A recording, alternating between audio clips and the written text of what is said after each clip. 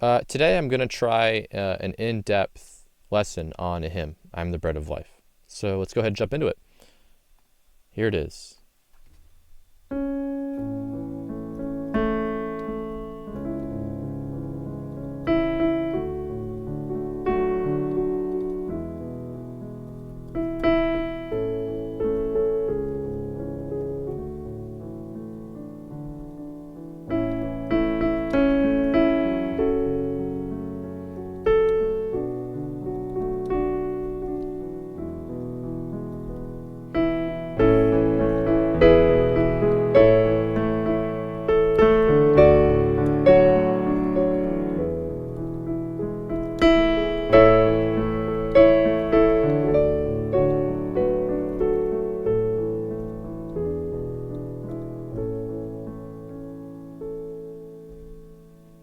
I am looking at a lead sheet right now, and all that I have is the chords along with the melody. And the primary focus of this lesson is to explain exactly how to do that, how to essentially improvise your own accompaniment when you have a melody. And this way you can personalize whatever music that you decide to play, whatever the song is, whatever piece that you gravitate towards.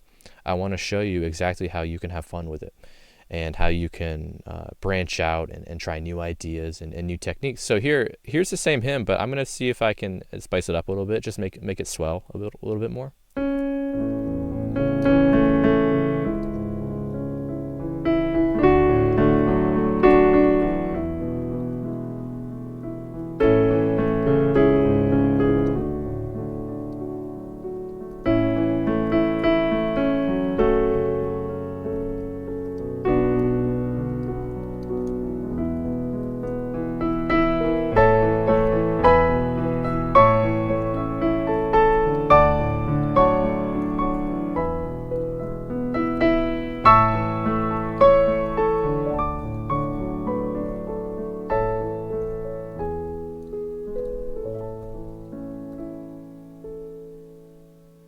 So I hope to explain this information in a way that's as universal as possible, that you can apply this to other scales, other pieces. You get the idea. Okay, so let's go ahead and jump straight into it. We're in the key of A major, and if you're playing a piece of music, I guarantee you it uses a certain scale, and to know that scale is probably the most foundational piece of information that you can have. Okay, so A major is A, B, C sharp, D, E, F sharp, G sharp, and A. It follows a specific set of whole steps and half steps, and if you apply this formula to any note, you will be able to form the major scale of that root. Okay, so A is our root. If we go up a whole step to B, up a whole step to C sharp, a half step to D, whole step to E, whole step to F sharp, whole step to G sharp, and then a half step to A, whole step, half step, whole step, whole step, whole step, half step. This is how to form all major scales. Okay, let's take another example just for fun. We'll do D major. Here's D major. Let's go up a whole step, half step, whole step, whole step, whole step, half step. Just a quick note, half steps are two notes that are next to each other, and then whole steps are two half steps combined. So if I take the note E flat and I go up a whole step, I move to F. Okay, so that's the scale. These are the notes that we will use throughout the whole entire piece. Okay, using these notes, let's go ahead and form some structures known as chords. This allows us to harmonize and to give the music depth. Otherwise, we'd just be playing one note at a time. I think that'd get old kind of quick. So let's go ahead and form every single chord in A major. Why not? There are three different chord types that we will form, or chord qualities that we're going to form. Every single one of these chords will be a triad, a three-note chord. Means three, so a tricycle, triangle, three-note chords is a triad. Okay, there's three different kinds of triads that we'll focus on for now: major, minor, and diminished. Okay, let's start with major. the major triad has it has 3 notes in it. The first note is the root, and these 2 notes, C sharp and E, have a specific distance or interval from the root. So C sharp is located a major third from the root A, and E is located a perfect fifth from the root A. All major triads have these 2 intervals. Let's dissect those. Okay, so what's the distance between A and C sharp? It's 4 half steps. So if we take A and go up 4, 1, 2, 3, 4, we have formed the major third. Okay, let's go ahead and dissect the perfect fifth. Here's A. 1, 2, 3, 4, 5, 6, 7. It's 7 half steps. Okay, the major third is 4, and the perfect fifth is 7 half steps. Okay, another way to look at it, and I think a better way to look at it, is through the lens of the major scale. We know the major scale. If we extract the first, third, and fifth scale degrees from that major scale, we will end up with the major triad. Okay, so if we have A, I think we should just go ahead and form the 2 other major triads within this scale. There are 2 other triads in this scale that will be major based off of the distances or the intervals that naturally occur within the scale. Okay, so the other 2 are D major and E major. Okay, let's look at D major. Does it follow the same set of intervals? It does. So between D and F is a major third, and between D and A is a perfect fifth. This is a D major triad. Okay, let's do the same thing for E. So E major is the final triad we can form in A major. Between E and G is a major third, and between E and B is a perfect fifth. Okay, so these all follow the formula perfectly. And this wouldn't really be necessary. I don't think this is that relevant, at least in this lesson right now. But if you were to take any other note outside of the scale, so you could take let's do something a little bit more difficult. Let's do F sharp. If you follow the same formula, if you form a major third from F sharp and play A sharp, and you go up a perfect fifth from F sharp to play C sharp, you'll end up with the F sharp major triad. Okay, we can also, I did want, before we move on to minor triads, I wanted to come back to these 2 major chords, D major and E major. These, we've already formed them, we know how to play them, but it's in order to get a really, really solid understanding, or to really have these sink deep and to remember them, I recommend also learning the major scale associated with each of these chords. D major and E major, and then taking out those first, third, and fifth scale degrees. 1, 3, and 5 of D major, 1, 3, and 5 of E major. That way these major chords have some depth to them. Okay, so there are 3 minor chords that we can also form in this scale. We've done A major, D major, and E major. Let's do 3 minor chords. Let's do B minor, F sharp minor, and it's going to be C minor and F sharp minor. So that G sharp that I played, that should have been a diminished, so that's not included. All right, let's look at B minor here. There's a bunch of ways to look at it, but if we were to take B major, major third, perfect fifth, and lower the middle interval, lower the first interval from D sharp to D natural, we'd end up with the minor chord, or the minor triad. And so this is what my teacher taught me when I was playing piano. In my first couple years, she taught me, okay, so go ahead and take the major, lower the middle note, and just like that, you've got the minor. And that's true, it's completely true, but that's kind of a shallow way to look at it. I want to go just like all these other chords, really in depth. The best way to form it is to take the major scale, B flat major, here's B, whole step, half step, whole step, half step, to then modify that scale, turn it into the natural minor scale. In order to do that, we lower 3 different intervals. We lower the third interval, not the interval, the third scale degree, 1, 2, 3. Take D sharp, turn it into a D natural.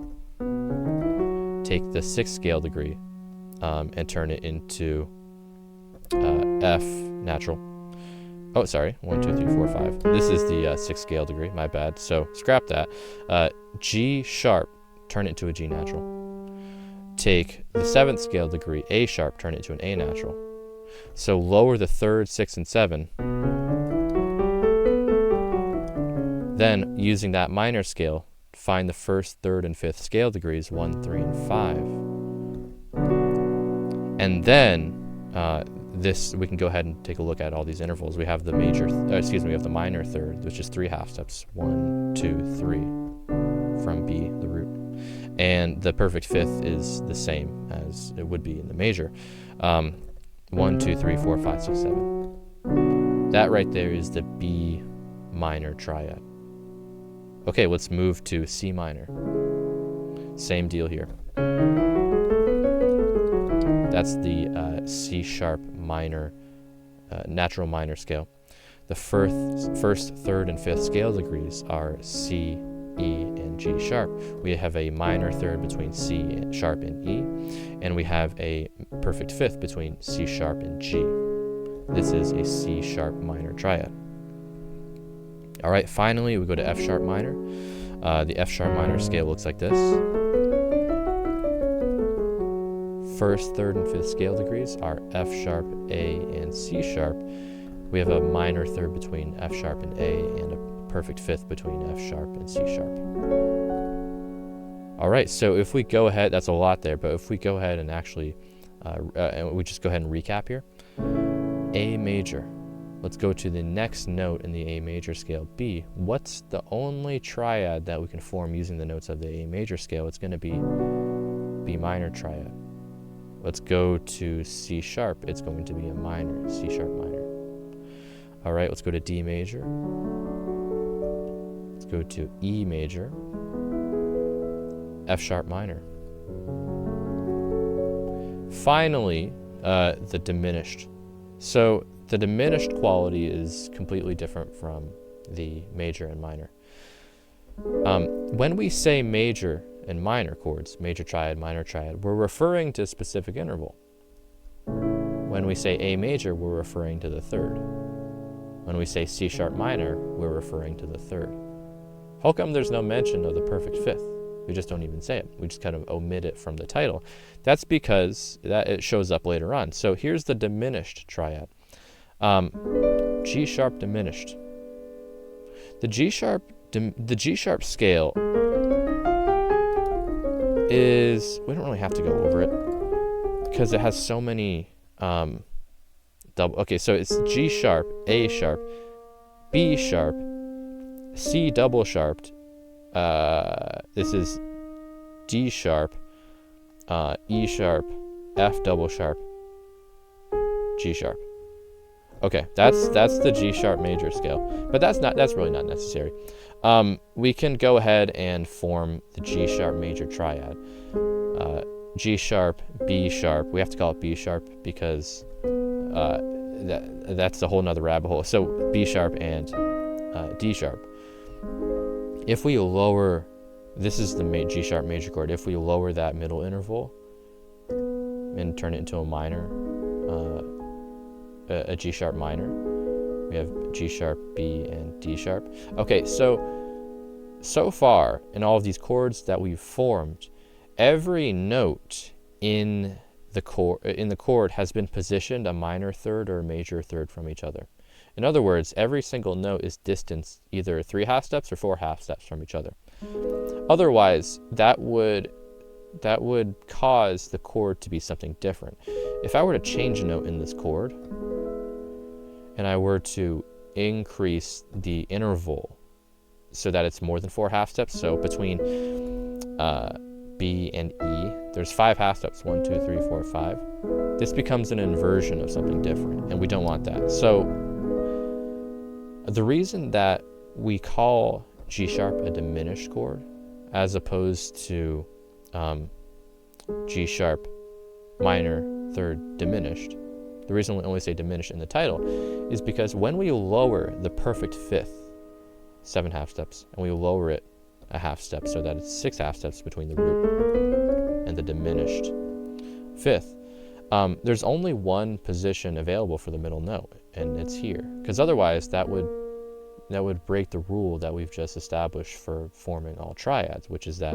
they have to be 3 half steps or 4 half steps from each other, minor third or major third from each other. Any other position for the middle note would violate that rule, and it would turn it into a second, or it would turn it into so this right here is a major second, and this here is a major second, so we can't have that.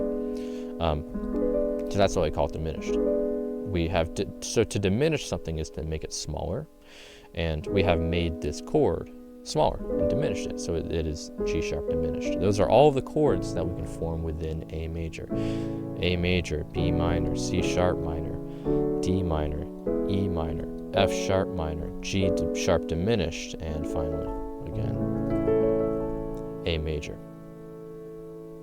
Okay, so here's where things get a little bit ridiculous. I know, like if you are a complete beginner pianist watching this process of learning all the chords and the qualities and forming everything, this can take a month. Like this could be a month's worth of like homework, I suppose. But I'm going to add to it. I'm just going to keep adding to it. So we're going to invert all of the chords. And inversion, the process of inverting something, or the concept of inverting a chord, is relatively straightforward. But to actually do it over and over again, that's where things just add up. They add up so quick. Okay, so here's A major. Let's take the bottom note A, bring it up an octave, and keep C and E where they are. This is A first inversion. If I were to take this if I were to take this chord and repeat the same process, so take C sharp and bring it up an octave, this is a second inversion. If I were to repeat this process one last time, take E, bring it up an octave, I've now returned to A in root position. Root position is how we formed every single one of these chords. We formed all the chords with the root as the bottom note, and then formed the third and the fifth. Okay, so if we invert this chord up to first inversion, the third is the bottom note. If we invert this chord up again, the fifth is the bottom note. Okay, and if we do that one more time, we've returned back to root position. Here is root position, second inversion, first inversion, and then root position again. This applies to all the chords. Here's that B minor. Here's C sharp minor. Here's D minor. Here's E minor. And I might be going too high there. I can't see the angle. So just like for the sake of the video, I'm gonna move down to play F sharp minor and invert it. Here's G diminished. And here again is A major. So I don't think it's fully necessary to have these inversions down and just like boom, boom, boom, boom. I don't think that's totally necessary in order to be able to play a piece of music, but to have at least a couple is going to be necessary, because often, actually all the time, whenever you're playing a piece of music, it's very, very, very rare that you would ever play every single chord of the piece in root position. I've actually, apart from all those beginner method book songs, I've never seen a song do that, where every chord is played in root position. Also, melody. So,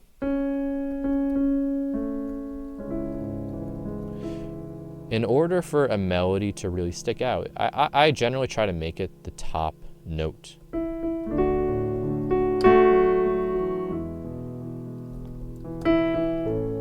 And then everything, all these chords and the harmony and chord changes, all of that occurring below the melody. So in order to have that melody ring and really stick out, that means I need to form the chord going from right to left. I need to form all of the notes from top to bottom, as opposed from bottom to top, which is what we've done thus far for forming all the chords. In order to play, or in order to harmonize with one hand, we need to have every inversion at least like accessible. And to form the inversions on the spot, I think, is actually a great exercise. And to use these inversions, actually to use material, use hymns, songs, melodies, to exercise those inversions and to practice them, that's probably the best way to do it, because it's direct application. But constantly we're using inversions. So here's a A major, moving to C sharp minor. C sharp minor, I'm playing in second inversion with my right hand. Here's root position, first inversion, second inversion, and that's because I want E to be the melody. And I'm going to move to D first, D second inversion. There it is. So F sharp is the top note. Okay, now watch my hands as I go through here and see if you can identify each inversion. Here's E, what inversion? This is E first inversion. A first inversion, C sharp minor in root position, then to D major in second inversion, A major in root position, F sharp minor, second inversion, B minor,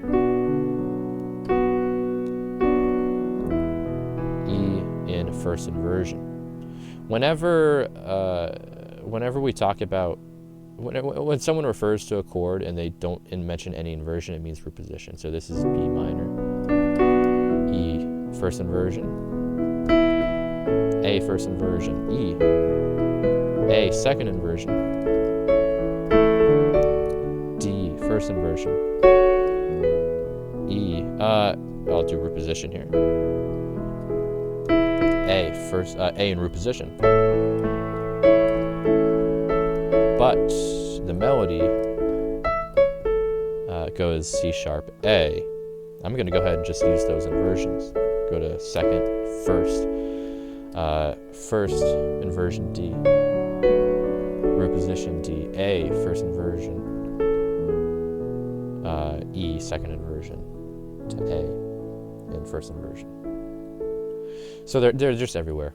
There's really no way to avoid it, and you shouldn't avoid it, because it stimulates your brain, and it makes your brain bigger, makes it stronger, it makes your ability to play a lot stronger and more robust and a lot more personal. Because I mean, if you can throw all these inversions in, you're free to get off of the music and to personalize. That's what I'm all about, being creative, personalizing, and making it yours. Making it yours is the most important thing. And that's, at least for me, that's the key to having fun with something, is because I grew up, I learned piano just constantly sticking to sheet music. Here, I'm going to bring this angle back to me here. So I learned how to play music with sheet music, and I didn't even consider the idea of branching out, trying things on my own, improvising, having fun, coming up with my own arrangements, until I started learning piano fundamentals, scales, chords, and inversions, everything that we've gone over in this video today. If you want to dive deep into all these concepts, if you think you're ready for this, I've created a resource called Fundamentals, and it's in the description below. If you're ready to take the leap, take the next step, and to personalize music and make it yours, this is what I'd recommend you check out. So thanks for watching. I hope that this could help, and I hope that I could at least get you started on this journey, so that even if you don't want to check out fundamentals, you can just look up these concepts on your own. Just get the information in your brain. I promise it's going to free up your playing, and that's what it did for me. Learning all these foundational music theory concepts is exactly what freed up my playing. So thanks for watching again, and happy practicing.